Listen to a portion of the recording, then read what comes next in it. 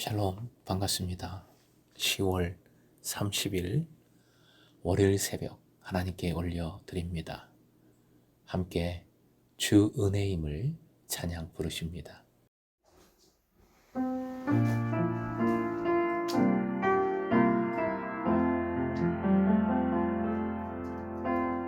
주 나의 모습 보네, 상한 나의 맘 보시네. 주 나의 눈물 안에 홀로 흘던 맘 아시네. 주 사랑 내게 있네. 그 사랑이 날 채우네. 주 은혜 내게 있네. 그 은혜로 날 세우네. 세상 소망 다 사라져가도 주의 사랑은 끝이 없으니 살아가는 이 모든 순간이 주 은혜임을 나는 믿네.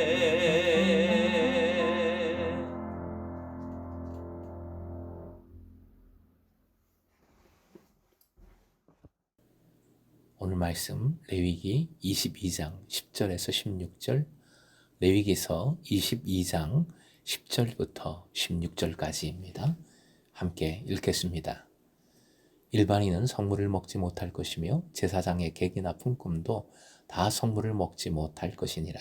그러나 제사장이 그의 돈으로 어떤 사람을 샀으면 그는 그것을 먹을 것이며 그의 집에서 출생한 자도 그렇게 하여 그들이 제사장의 음식을 먹을 것이며 제사장의 딸이 일반인에게 출가하였으면 거지의 성물을 먹지 못하되 만일 그가 과부가 되든지 이혼을 당하든지 자식이 없어 그의 친정에 돌아와서 젊었을 때와 같으면 그는 그의 아버지 몫의 음식을 먹을 것이나 일반인은 먹지 못할 것이니라. 만일 누가 부지 중에 성물을 먹으면 그 성물에 그것의 5분의 1을 더하여 제사장에게 줄지니라. 이스라엘 자손이 여호와께 드리는 성물을 그들은 속되게 하지 말지니 그들이 성물을 먹으면 그 죄로 인하여 형벌을 받게 할 것이니라. 나는 그 음식을 거룩하게 하는 여호와이니라. 오늘의 기도 제목, 철저하게 반복하되 성령님 의지하여 늘 새롭게 반복하게 하소서. 철저하게 반복하되 성령님 의지하여 늘 새롭게 반복하게 하소서. 앞에서 제사장의 개인적인 자격을 다루었다면 22장에서는 제사장의 실제적인 직무 수행을 다루고 있습니다. 그래서 22장은 제사장이 성물을 다루는 방식 때문에 성물이 받아들여지지 않는 경우, 그런 여러 경우를 언급하지요.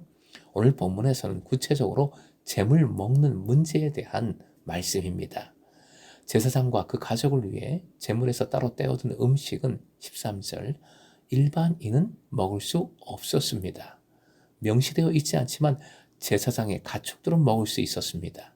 그렇다면 제사장의 객, 품꾼, 결혼한 딸도 가족에 포함되는가? 10절, 12절 이에 대한 대답은 엄격히 아니다는 것이지요. 그들에게 음식을 제공하는 것은 다른 사람의 책임이었습니다. 손님과 품꾼은 일시적으로 제사장과 접촉할 뿐이어서 제사장은 그들에게 영구적 책임이 없었습니다. 마찬가지로 결혼한 딸은 결혼한 남편의 책임이 되었지요. 딸이 어떤 이유에서건 영구히 집으로 돌아온 경우에는 다시 가족의 일원이 되어 거룩한 고기를 먹을 수 있었습니다. 11절, 하지만 종들은 상황이 달랐습니다. 그들은 제사장에게 속했고 제사장의 책임이 되었습니다.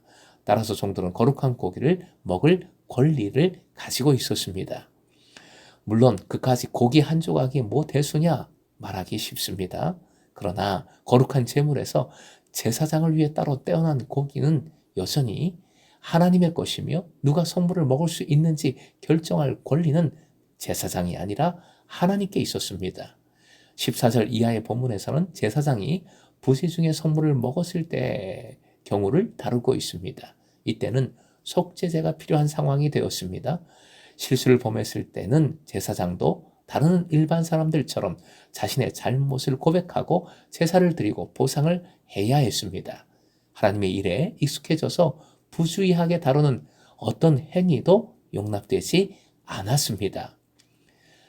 제사장으로서 용납되지 않는 부주의를 다룬다는 점에서 어제 본문과 오늘의 말씀, 그 맥락은 동일합니다. 이 근본 맥락, 취지는 지금 이 시대에서도 동일한데 왕같은 제사장으로서 부름받은 청지기로서 영적 리더로서 반드시 주의해야 할 태도가 바로 두 가지입니다. 그 첫째는 특권의식이라 표현할 수 있는 교만함입니다. 제사장은 보통 다른 사람과 다르다는 특권의식에 빠질 수 있었지요. 그래서 보통 사람들이 반드시 지켜야 하는 것을 지키지 않아도 된다는 생각을 할 수 있었습니다. 세상의 리더들도 동일하죠. 흔하게 일어나는 일들, 즉 교통질서를 무시하는 고위 공무원들의 모습이 바로 그런 예이겠습니다. 그리스도인들의 기도나 간증을 들을 때에 아슬아슬한 마음이 들 때가 있습니다. 표현은 정확히 그렇게 하지는 않지만 사실 다른 아이는 다 떨어지고 공부는 안 했지만 제 아이만은 합격시켜 주세요. 그런 기도, 그런 고백과 같은 말들이 많습니다. 공부 안 한 아이가 합격하는 것은 은혜가 아니라 비리이지요. 좋은 컨디션과 집중력을 주시어 실수나 방해 없이 공부한 것을 100% 발휘한 것이 은혜입니다. 이미 하나님께서 만들어 놓으신 자연의 법칙이나 상식을 초월해서 특별한 것만을 바라는 것, 나는 다르지, 나에게만은 이걸 주셔야지 하는 것은 은혜가 아니라 교만이나 요행만을 바라는 어리석음이나 세상 열매만을 취하고자 하는 욕망, 욕심인 것이지요.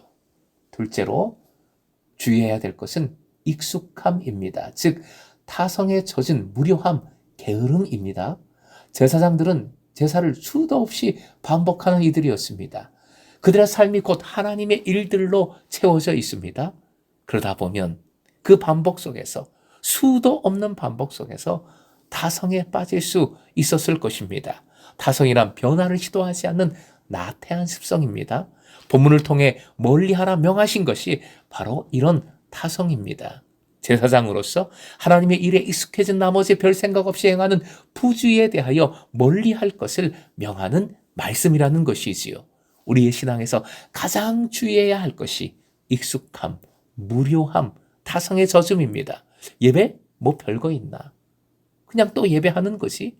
말씀도 큐티 매일 하는데 별 이제는 감흥이 없어. 소그룹 모임 이제는 할 말도 별로 없는데 바로 이런 태도인 것입니다. 이 심드렁함이 가장 위험한 영적 상태입니다. 사랑하는 예배사 여러분, 신앙은 철저하고 처절한 반복입니다. 날마다 말씀을 붙들고 날마다 예배하며 날마다 나누어야 합니다. 그 반복을 통해 성숙함으로 이끄시는 것입니다. 물론 뭔가 특별한 것도 필요할 때가 있지요. 하지만 반복이 아니라 감흥만을 쫓다 보면 큰일 납니다. 신앙의 성숙에 전혀 도움이 되지 않고 오히려 위험합니다. 세상도 마찬가지지요. 마약 중독 같은 것들이 그런 것 아니겠습니까? 그래서 성경은 성령께서 말씀의 영이면서 지혜의 영이면서 새로움의 영이심을 강조합니다. 반복 속에서도 새로운 은혜를 주시고 기쁨을 발견하게 하시는 영이심을 믿으십시오. 이 믿음으로 치열하게 반복하십시오. 그 반복을 익숙함이 아니라 새로움으로 반복하십시오. 성령님 의지하여 십자가의 은혜에 매일 감동하시기를, 부활의 능력에 매일 소망이 넘치시길 축복하고요. 무료함이나 나태함, 익숙함에서 벗어나 항상 감사와 기쁨과 소망이 새롭게 넘치는 믿음의 여정 되시길 주님의 이름으로 축원드립니다.